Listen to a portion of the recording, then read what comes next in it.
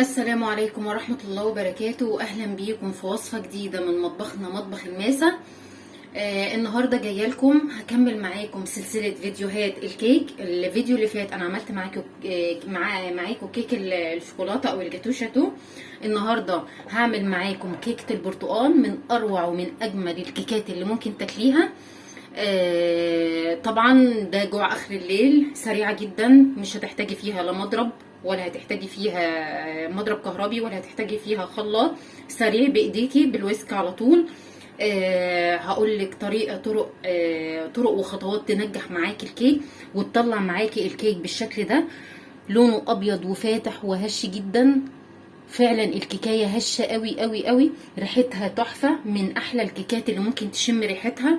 هي كيك البرتقال. اقربها لكم بس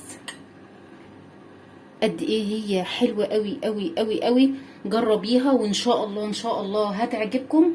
اللي لسه داخل لاول مره ومتابعني ما ينساش يعمل لي لايك وشير ويفعل لي زر الجرس ويشترك في القناه، ويستنى فيديوهاتي اول باول. وهنبدأ معاكم مكونات ويلا بينا. هنقول بسم الله. هنبدأ أول حاجة المقادير بتاعتنا. معانا 2.5 كوب من الدقيق متعدد الاستخدامات، منخول كويس جدا. ليه احنا بننخل؟ انا كل مره بقولها، ليه احنا بننخل الدقيق كويس جدا؟ عشان يدخل فيه هواء وينجح لك اي حاجه مستعمله فيها الدقيق. معانا كمان، احنا ما قلناش هنعمل، احنا دلوقتي هنعمل كيك البرتقال، من اجمل الكيكات اللي ممكن تاكليها. احنا في فصل، احنا دلوقتي الدنيا برد زي ما احنا عارفين. محتاجين حاجة ناكلها بالليل، خصوصا بالليل، الجوع بقى بالليل ما شاء الله، فنقدر نعملها بسرعة جدا. معانا دي حوالي معلقة صغيرة من بشر البرتقال. معانا كمان نص كوباية من الزيت، حابة تزوديها مثلا ربع كوباية كمان مفيش مشكلة، بس انا هعملها النهاردة نص كوباية. معايا 3/4 كوباية من السكر. حابة برضو تزودي السكر زوديه، بس انا بالنسبة لي بحب مقدار السكر كده. حاولي تستعملي في السكر يكون سكر ابيض، ما يكونش سكر غامق عشان ما يغمقلكيش الكيك بتاعك. معانا كمان كيك شيف. ليه بستعمل كيك شيف في الكيك؟ لان الكيك شيف فيه بيكنج باودر وكمان محسن كويس جدا للكيك. في بعض الاحيان البيكنج باودر لوحده بيغمق برضو الكيك. معايا كمان فانيليا بالبرتقال، انا اول مره اجربها، هجربها النهارده معاكم. معانا اتنين فانيليا بالبرتقال. معايا كوبايه من عصير البرتقال. معايا 3 بيضات بدرجه حراره الغرفه. كل المكونات والمقادير اللي معانا بدرجه حراره الغرفه. هنبدا نشيل كل المكونات دي ونبدا واحده واحده. احنا النهارده مش هنستعمل. معايا كمان معلقه خل ورشه من الملح، هنحطهم في المقادير واحنا بنشتغل. النهارده مش هنستعمل لا مضرب كهرباء ولا اي حاجه.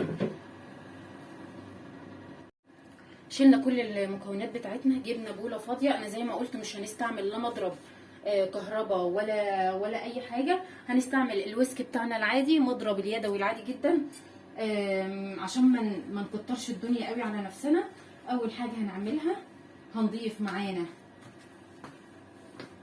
الزيت. بسم الله كده. هنضيف كمان السكر، ندوب فيهم كويس جدا. هحط معاهم كمان بشر البرتقال، حابه تشيلي بشر البرتقال بس بيخلي طعمه حلو قوي. نبدا ندوب السكر بتاعنا كويس جدا. في الخطوه دي لازم ندوبه كويس قوي لحد ما يدوب.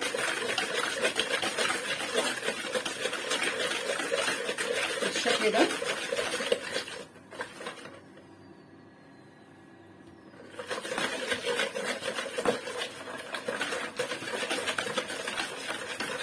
نفضل ندوب فيه لحد ما يختفي خالص. دوبنا في السكر زي ما انتم شايفين. هنبدأ ننزل كمان بالبيض، وننزل بالفانيليا،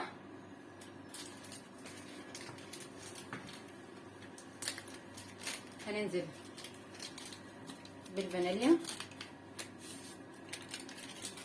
ننزل كمان بالثانيه.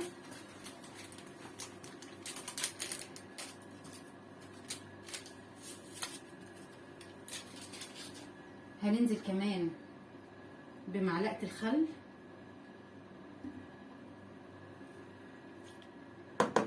انا معايره كل اللي انتوا شايفينه ده بالكوبايه المعياريه اللي انا حاطه فيها البرتقال، لان كوبايه الشاي اللي هي العاديه اللي احنا بنشرب فيها بتبقى اصغر شويه من الكوبايه المعياريه. معانا كمان ملح بين صوابعك كده، ذره صغيره جدا. يعني حاولي على قد ما تقدري كل اللي انت بتعايري بيه مكوناتك تكون نفس الحاجه، نفس الكوبايه، عشان مقاديرك تطلع مظبوطه. هندوب بقى كل المكونات دي مع بعضها.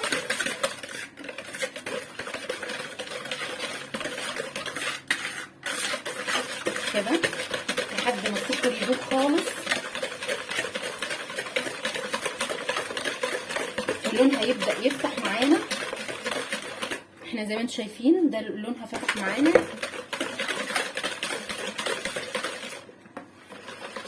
هضربها لحد ما يدوب خالص وبعدين اوريها لكم. شايفين لون الخليط بتاعنا فتح خالص معانا والسكر داب خالص. هنبدأ دلوقتي نزود كمان البرتقال، عصير البرتقال كده.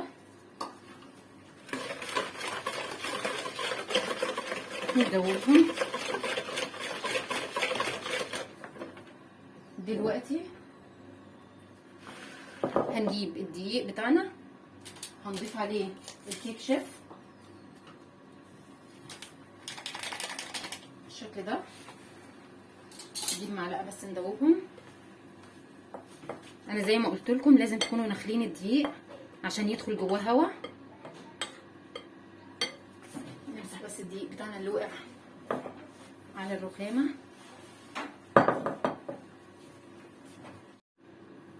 بعتذر منكم جدا. صورت بعد ما ضفت الدقيق اكتشفت ان الفيديو مش المقطع ده ما تصورش، الموبايل ما صوروش. بس هقول لكم انا عملت ايه. انا بعتذر جدا ما خدتش بالي. انا ضفت الدقيق واحده واحده بالمعلقه وبدات ادوب فيه. ليه انا بعمل كده؟ انا بدوب فيه واحده، بنزله واحده واحده عشان ما يكتلش معايا قوي ويضايقني وانا بقلب. فضلت اضيف في الكوبايتين ونص بتوعي لحد ما دابوا زي ما انتم شايفين. لقيت الخليط بتاعي كان اتقل من كده. ضفت كمان نص كوبايه من البرتقال.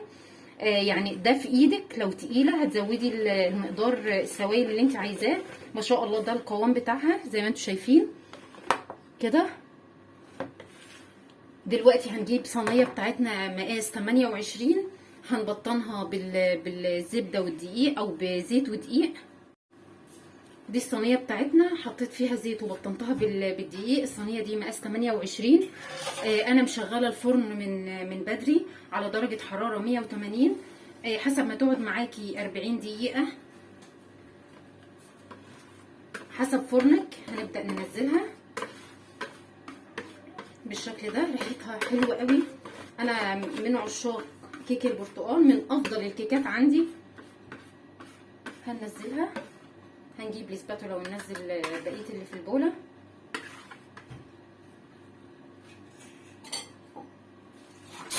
كده. ننزل كل اللي في البوله بتاعتنا وندخلها الفرن ونشوف الكيك بتاعنا. كيك البرتقال ده نقنقه اخر الليل.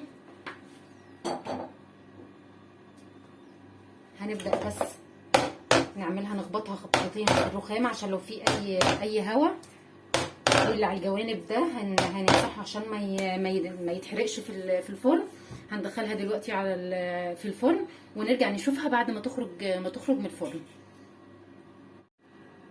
انا دلوقتي نقلت الكيك بتاعنا. انا ما بحبش سمك الكيك يكون تقيل قوي، تخين قوي، لان طبعا عندنا اطفال، ولو اديتيه قطعه الكيك بتبقى كبيره ما بياكلهاش كلها وما ما بيقدرش يخلصها.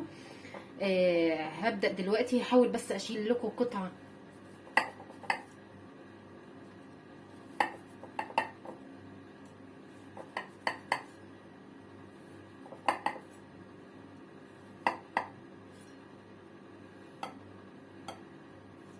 هي عشان لسه سخنه، هي لسه ما بردتش قوي. هحاول بس اطلعها لكم ثانيه.